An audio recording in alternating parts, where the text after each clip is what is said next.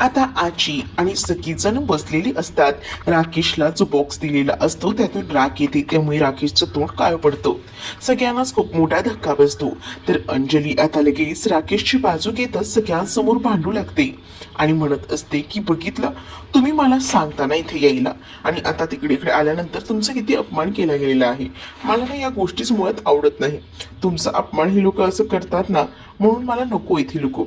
आणि तुम्ही मला जबरदस्तीने इथं घेऊन येता या लोकांसाठी. पण बघितलं ना या लोकांनी तुमचे काय हाल केलेत. मग इकडे हे करण्यासाठी मला बोलवलं आहे का, असं देखील रागातच राकेश बोलत असतो. राकेश जेव्हा हे सगळं बोलतो तेव्हा ईश्वरी समोरच उभी असते. तर ईश्वरी आता म्हणत असते की माफ करा, पण मी काहीच केलेलं नाहीये. असं म्हटल्यानंतर आता अंजली ईश्वरीला म्हणत असते की तू तर काही बोलूच नकोस. तुझी ही सगळी नाटकं आहेत, मला कळतात ना. उघाचे ना चांगुलपणाचा आव आणू नकोस, कळलं ना. असंही आता म्हटलं जातं. आणि जेव्हा एवढ्या सगळ्या गोष्टी बोलल्या जातात तेव्हा मात्र आता इकडे असणारी ही अंजली जी असते ती म्हणत असते की इथून पुढे ना मला या घरात यायचंच नाहीये. जिथे माझ्या नवऱ्याचा अपमान होतो ना तिथे मला बिलकुलही पाऊलही ठेवायचं नाहीये. आणि ईश्वरीला ती म्हणत असते अंजली की बस झालं, बस झालं, तुझी नाटकं बंद कर. तू आता म्हणत असेल की हे सगळं तू केलं नाहीयेस, काहीच केलं नाहीयेस, पण मला सगळ्या गोष्टी कळतायत. हे सगळं तुम्ही जाणून बुजून करताय, कारण तुम्हाला ना मुळात घरात आम्ही नकोच आहोत, असंही आता म्हटलं जातं. जेव्हा या सगळ्या गोष्टी बोलल्या जातात ना तेव्हा मात्र आता मामा सुद्धा अंजलीला समजावून सांगायचा प्रयत्न करत असतात, पण मामाचं काही केल्या ऐकायला कोणीच तयार नसतं. तर इकडे अंजली आता म्हणत असते की बस झालं, पुरे झालं, आता मी या घरात बिलकुलही थांबणार नाहीये, मी निघते आहे. आणि असं बोलूनच आता ती जायला निघते. आणि जेव्हा ती या सगळ्या गोष्टी बोलून जायला निघते ना तेव्हा मात्र आता पुढे जण घरी आलेले असतात. त्याच वेळेला राकेश आता अंजलीला म्हणत असतो की अंजली तोपर्यंत तू पुढे हो, मला एक कॉल आहे, तो मी करतो. ही माझी फाईल आहे, तू ती ठेव, कारण त्याच्यामध्ये बॅग असतात. आणि तो मुद्दामून तिला सांगतो की यात फाईल आहे. तर अंजली म्हणते की ठीक आहे, तुमचा झालेला अपमान आणि ह्या सगळ्या गोष्टी मला आवडल्या नाहीत, म्हणून सहज म्हणून मी तुम्हाला म्हटलं, बाकी काही नाही. तर दुसरीकडे आता अंजली आतमध्ये जायला निघते ती बॅग वगैरे ठेवायला. त्याला खरं तर फोन लावायचा असतो, म्हणूनच तो बाहेर थांबलेला असतो. तर तो फोन लावायला बाहेर थांबलेला असतानाच मागून येऊन तो दादा जो आहे तो त्याला त्याची कॉलर धरतो आणि त्याची कॉलर धरून त्याला म्हणत असतो की काय रे, कुठे भटकतोयस, तुला काय वाटलं तुझ्यावर पाळत नाहीये का माझी माझी बरोबर तुझ्यावर नजर आहे, तू काय करतोयस, कुठे जातोयस, तुला लपडी घालायला टाइम आहेत, बाहेरच्या पोरी फिरवायला टाइम आहेत, पण तुला तुला इकडे पैसे द्यायला माझा टाइम नाहीये हा.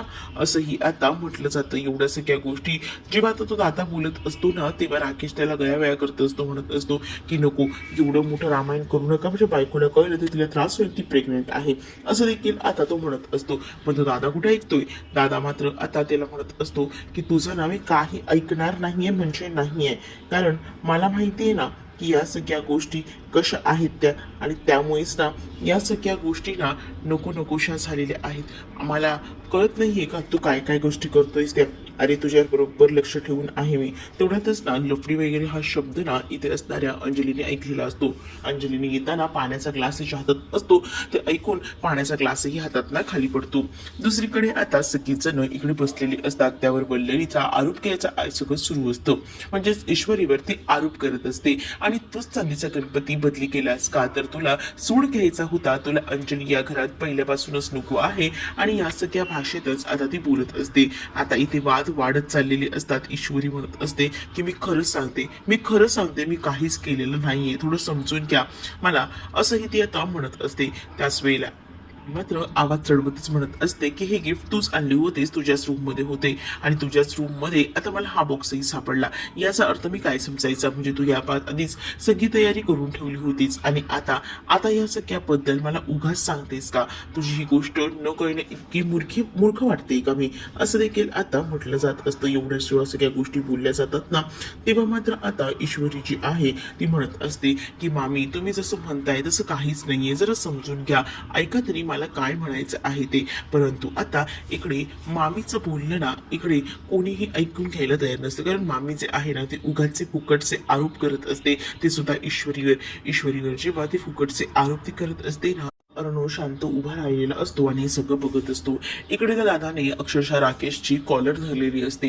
राकेश आता म्हणत असतो की दादा मी खरंच काही केलेलं नाहीये सोडा. मग अंजली तिथे येते. अंजली म्हणते की हे सगळं काय चाललंय. तर अंजलीच्या समोर आता मुद्दामून राकेश नाटक करतो आणि हा माझा मित्र आहे आणि याची वागणूक तशीच आहे.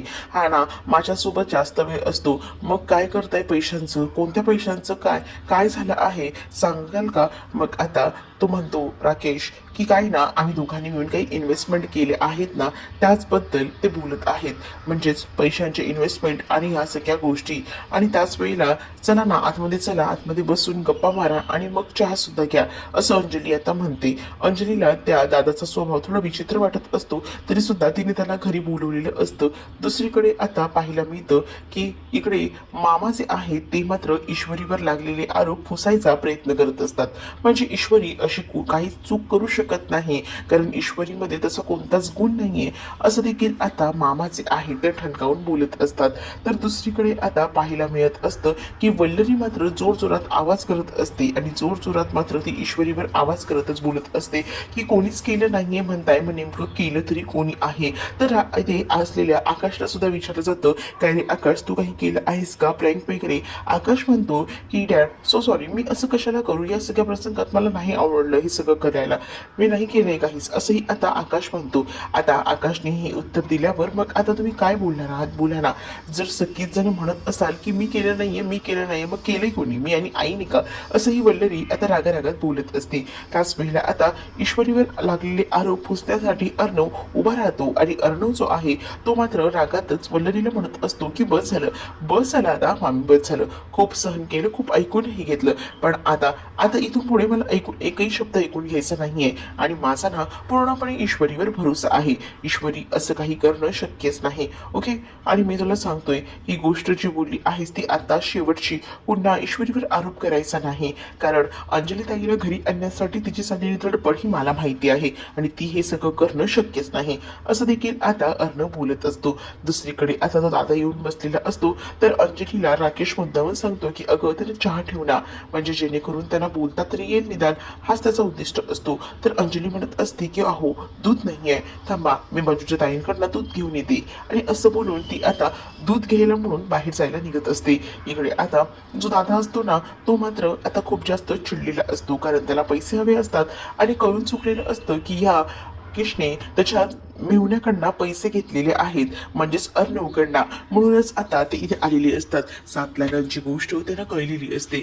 तर इकडे अंजली आता चहा वगैरे बनवण्यासाठी म्हणून दूध आणण्यासाठी बाजूच्यांकडे जाते तोपर्यंत या दादाने चान्स मारलेला असतो आणि तो म्हणत असतो की गपचूपणे पैसे दे नाहीतर त्याचे परिणाम खूप जास्त वाईट होतील, लक्षात असू द्या या सगळ्या गोष्टी, असंही आता सांगितलं जातं. जेव्हा या सगळ्या गोष्टी बोलल्या जातात ना तेव्हा मात्र आता दादाला सांगत असतो ऐकून घ्या, समजून घ्या मी काय म्हणतो आहे ते, तुम्हाला कसं काय सगळं माहिती, अरे मी इथे बसून आम्हाला सगळं कळतं, तू कुठे जातोस, कोणत्या हॉटेलला कोणाला घेऊन जातोस, किती पोरी फिरवतोस ना हे सगळं मला माहिती, कारण का तुझ्यावर ना लक्ष ठेवण्यासाठी ना मी बरोबर माणसं ठेवलेली आहेत आणि तुझ्या हातात आता 7 लाख पडलेत हेही माहिती आहेत. मग आता पैसे द्यायचे आणि निमूटपणे गप्प बसायचं, कळलं ना, नाहीतर त्याचे परिणाम काय होतील एवढं लक्षात ठेव, असंही आता सांगितलं जातं.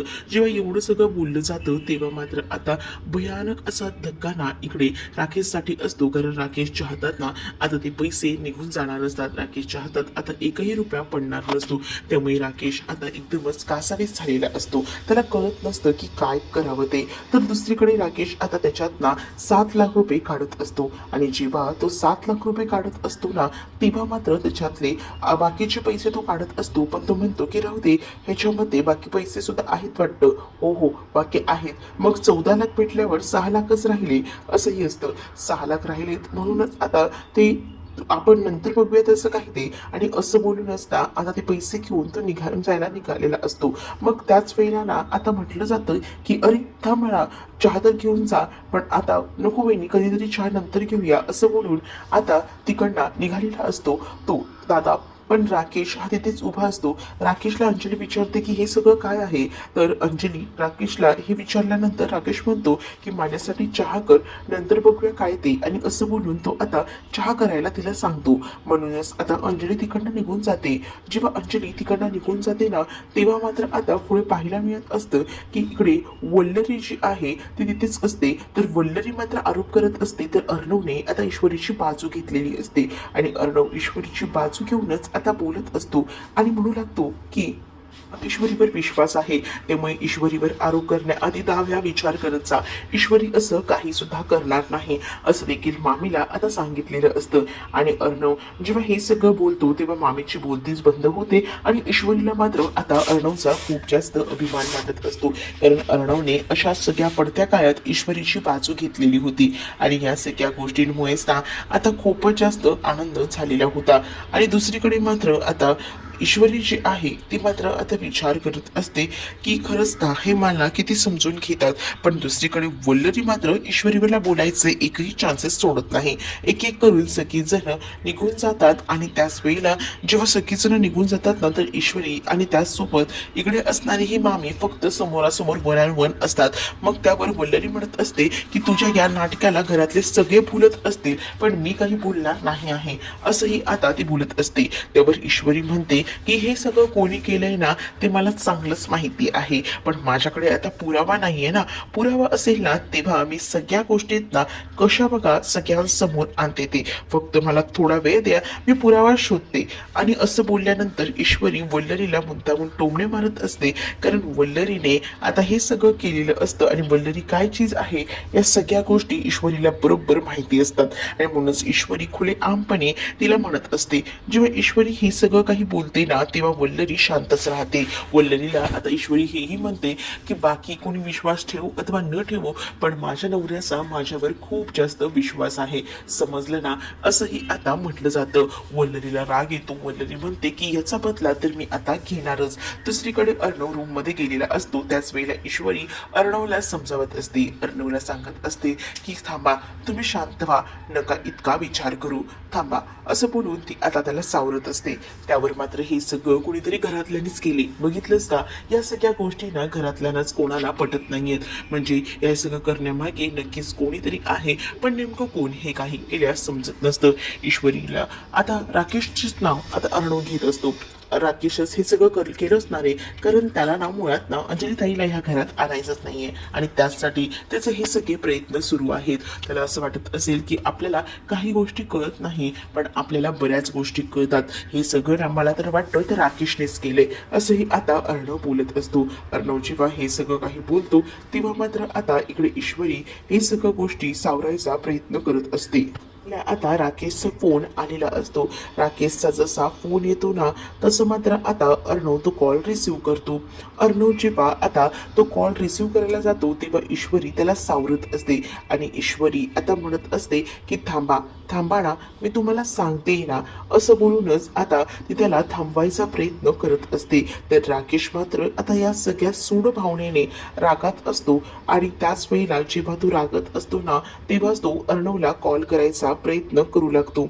जेव्हा त्याने आता ठरवलेलं असतं पुन्हा एकदा आपण पैसे मागायचे आणि मग पैसे मागूनच आपला हिशोब जो आहे तो क्लिअर करायचा, म्हणूनच आता त्याने फोन केलेला असतो. आणि राकेश आता अर्णवला म्हणत असतो की तुला जर उद्या तुझ्या बहिणीसोबत जर होळी साजरी करायची असेल ना तर लक्षात ठेव, तुला मला पैसे द्यावे लागणार आहेत, असंही आता सांगितलं जातं. एवढ्या सगळ्या गोष्टी जेव्हा सांगितल्या जातात ना तेव्हा अर्णव म्हणतो की तू आता माझ्याकडे पुन्हा पैसे मागतोयस. 10 लाख रुपये रंगपंचमी खेळायचे तू मागत असतो, कारण त्याला माहिती त्याच्या हातात ना आता एकही रुपया राहिलेला नसतो. सगळा पैसा तो समोरचा व्यक्ती घेऊन गेलेला असतो. मग आता पैसे नसल्यामुळे राकेशचं डोकं चालत नसतं आणि म्हणून राकेश विचार करतो की आजच्या एका दिवसाचे 7 लाख प्लस 7 लाख मिळाले आहेत तर त्या संधीचं आता सोनं करून घ्यायला हवं, असाच विचार तो करतो. आणि म्हणूनच तो आता त्याच्याकडे पैसे मागत असतो. पण आता अर्णवही तितकाच हुशार असतो. अर्णव म्हणतो की तुला काही करायचं आहे ना ते कर, पण उद्या मी ताईला रंग तर लावणारच आहे हा माझा विचार पक्का आहे आणि त्यामध्ये ना मी कोणतेही बदल करणार नाहीये. तुझ्या डोळ्यासमोर नाही ना हे चॅलेंज मी घेतलं तर बघ, कारण मला ताईला रंग तर लावायचंच आहे आणि बघत बस, नाही लावल्यानंतर बघ, असंही आता म्हटलं जातं. जेव्हा या सगळ्या गोष्टी बोलतो ना तेव्हा मात्र आता इकडे असणाऱ्या राकेशची बोलती बंद होते. राकेशला असं वाटतं की या निमित्ताने निदान का होईना आपल्याला काही पैसे मिळतील आणि आपलं काम होईल, पण ह्या सगळ्या गोष्टींमध्ये अर्णवने पूर्णपणे प्लॅन फ्लॉप करून टाकलेला असतो आणि जेव्हा तो पूर्ण प्लॅन फ्लॉप करतो ना तेव्हा मात्र आता इकडे जो राकेश असतो तो आता चिडलेला असतो, कारण त्याला खूपच जास्त राग येत असतो. तो विचार करतो की हे सगळं काय होऊन बसलेलं आहे, म्हणजे आपल्या हातात ना सगळ्याच गोष्टी गेलेल्या आहेत. मग आता चॅलेंज दिल्यामुळे राकेशही आता एकदम शांत बसतो. दुसऱ्या दिवशी सकाळी ईश्वरी जी आहे ती बाहेर आलेली असते आणि खाली येऊन ती आता सगळ्या गोष्टींचा विचार करत असते. म्हणजेच ज्या ज्या काही गोष्टी काल घडल्या होत्या त्या सगळ्या तिच्या डोळ्यासमोर येतात आणि त्यामुळेच ना ती जरा खूपच जास्त अस्वस्थ असते. जेव्हा ती इतकी अस्वस्थ असते ना तेव्हा आजी तिथे येते आणि आजी आता तिला समजवायचा, तिच्याशी बोलायचा प्रयत्न करू लागते. तर आजी तिला सांगते की ज्या काही गोष्टी झाल्या आहेत कालच्या दिवसामध्ये त्या सगळ्या काही विसरून जा, नको विचार करू या सगळ्या गोष्टींचा, असं बोलून आजी तिला सावरून घेत असते. तर ईश्वरी म्हणत असते की थँक्यू आजी, तुम्ही मला समजून घेतलत म्हणून. अर्णव सोबत माझाही तुझ्यावर विश्वास आहे. हे जे काही झालंय ना ते चुकीचं झालंय, पण ते कोणी केले ते तर बघायलाच हवं, असंही आजीचं आता म्हणणं असतं. पण ईश्वरीवर आता आजी कोणतेच आरोप घेत नसते. ईश्वरीलाही थोडं बरं वाटत असतं. ईश्वरी ही थोडी रिलॅक्स असते, कारण तिलाही जरा सगळ्या गोष्टी कळत असतात. तर दुसरीकडे मात्र आता पाहायला मिळत असतं की आजी ईश्वरीला समजवते आज धुळवडचा सण आहे, मग आता असं टेन्शनमध्ये राहू नकोस, थोडं रिलॅक्स राहा, कारण तुलाही माहिती आहे की हा तुझा पहिला सण आहे. मग थोडं का होईना ईश्वरीला बरं वाटतं आणि म्हणूनच ईश्वरी जी आहे ती म्हणत असते की हो हो मला बरं वाटते. त्यानंतर ईश्वरी आणि आकाशने आता प्लॅनिंग केलेलं असतं, थोडेसे रंग एका डिशमध्ये काढलेले असतात आणि मग हे सगळं नक्कीच करूया ना, असं आकाश ईश्वरीला म्हणतो. मग ईश्वरी म्हणते की हो, पण आता चिडणार तर नाही ना? नाही चिडणार, आज तर रंगपंचमी आहे तर आपल्याला हे सगळं तर करायलाच हवं ना, असंही आता ईश्वरी बोलत असते. आणि ईश्वरीने ते रंग वगैरे काढलेले असतात आणि समोरून येताना ना अर्णव दिसतो. अर्णव फोनवर बोलत असतो, त्यामुळे त्याचं लक्ष नसतं. आता अर्णवला बघून दोघंही जण दरवाजाच्या आडोशाला लपतात आणि मुद्दामून शिक्षित करून बोलून त्याला बाहेर बोलवतात. मग आता तोही बाहेर येतो बघायला की कोण आला आहे आणि तो जसा पुढे जातो ना, तो पुढे गेल्याबरोबर ईश्वरी आणि आकाश त्याच्या मागून जातात आणि दोघंही जण त्याच्या मागून जाऊन आता त्याच्यावर रंग उधळतात आणि हे हॅपी होली असं बोलतात. पुराणा मालो हॅपी होली असं म्हणून आता मात्र इकडे जो अर्णव असतो ना तो मात्र त्या दोघांकडेही बघत असतो. अर्णव आता म्हणतो की हे सगळं काय आहे, त्यावर आकाश म्हणतो की ही सगळी आयडिया ना या वहिनींची आहे. मग आता ईश्वरी म्हणते की काय झालंय तुम्हाला, अहो आज होळी आहे आणि हा होळीचा सण असाच उत्साहाने साजरा करायचा असतो. मग आता ती त्याच्या अंगावर अजून रंग उधळते, त्याच्या गालालाही रंग लावते. मग अर्णवलाही आता त्यांच्या सोबत होळी खेळायची असते, म्हणून अर्णव आता त्यांच्या मागोमाग जातो आणि त्यांच्या अंगाला सुद्धा आता होळीचे रंग लावायचा प्रयत्न करत असतो. जेव्हा तो आता त्यांच्या मागे जातो ना तेव्हा मात्र आता इकडे चाललेला गोंधळ बघून मामा विचारतात की काय चाललं आहे. त्यावर मामाला आता अर्णव सांगतो की बघितलंस का, या लोकांनी मला बाहेर बोलवून घेतलं आणि माझ्या गालाला रंग लावलाय, माझ्या कपड्यांना रंग लावलाय.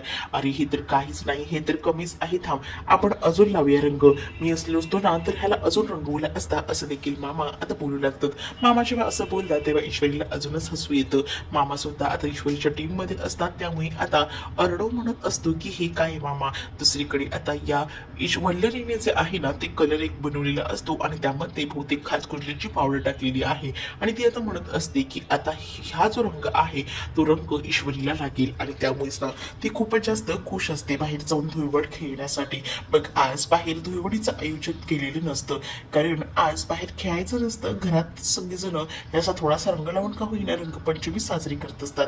वल्लरी म्हणते हे काय चाललंय सगळं घरात, चला ना बाहेर जाऊया. पण आता ताई नाहीये तर आमचं ठरलंय की सेलिब्रेट करायचं नाही, म्हणून त्यामुळे काहीच नियोजन आम्ही केलेलं नाहीये असं देखील आता सांगितलं जातं.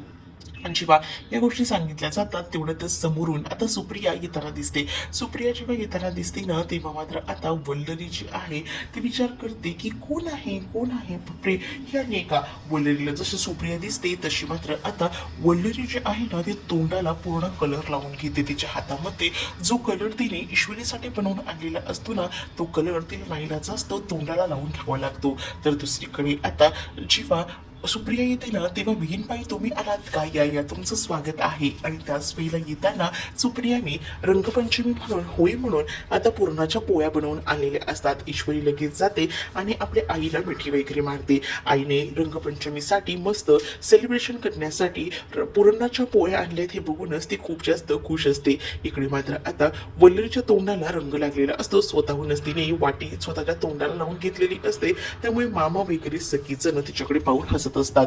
मग आता बहीणबाई हे काय, मग आता मुद्दामूनच वल्लरी म्हणत असते की हे सगळं नाही ह्यांच्यामुळे झालंय, मी पटकन तोंड धुवून येते असं बोलून ती संधी साधून आतमध्ये आता निघून जाते. ईश्वरी आणि आई गप्पा मारत बसलेले असतात आणि त्याच वेळेला आता अंजली ताई नाही येत का असंही विचारलं जातं. आता अंजलीचा विषय काढल्याबरोबर अर्णव लगेच रूम मध्ये निघून जातो. त्याचबरोबर आता नम्रता कशी आहे, नम्रता का नाही आली असंही आकाश विचारतो मुद्दामून विषय बदली करण्यासाठी. कारण तिला माहिती अंजली बद्दल विषय वाढत गेला तर पुन्हा सगळ्यांचे मूड ऑफ होणार हे आकाशला माहिती असतं. म्हणूनच आकाश मुद्दामून म्हणत असतो. तर आजी आता म्हणतात की कसं काय येणं केलं, आज म्हटलं सगळ्यांसाठी मस्त स्पेशल अशा पुरणपोळ्या घेऊन जाव्यात म्हणूनच मी आले होते. वल्लरी आता रूम मध्ये येते आणि वल्लरी त्या रूम मध्ये आल्यानंतर त्या रंगामध्ये ना पूर्णपणे तो खाजकुजल्याची पावडर टाकत असते. खाजकुजल्याची पावडर टाकल्यानंतर वल्लरीला माहिती असतं की खाजून उठला नाही पण हाच रंग तिच्या गालाला लागलेला असतो. त्यामुळे आता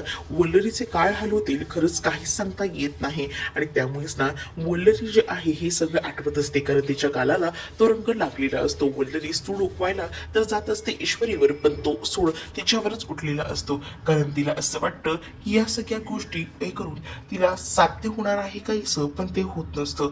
दुसरीकडे आता इथे मुद्दामूनच राकेशला अंजली उठवते कारण तिला त्याच्यासोबत धुळवड साजरी करायची असते. राकेशला ती उठवते आणि राकेशच्या गालाला रंग लावते. राकेश म्हणत असतो की तुला सुद्धा रंगपंचमीच्या हार्दिक शुभेच्छा.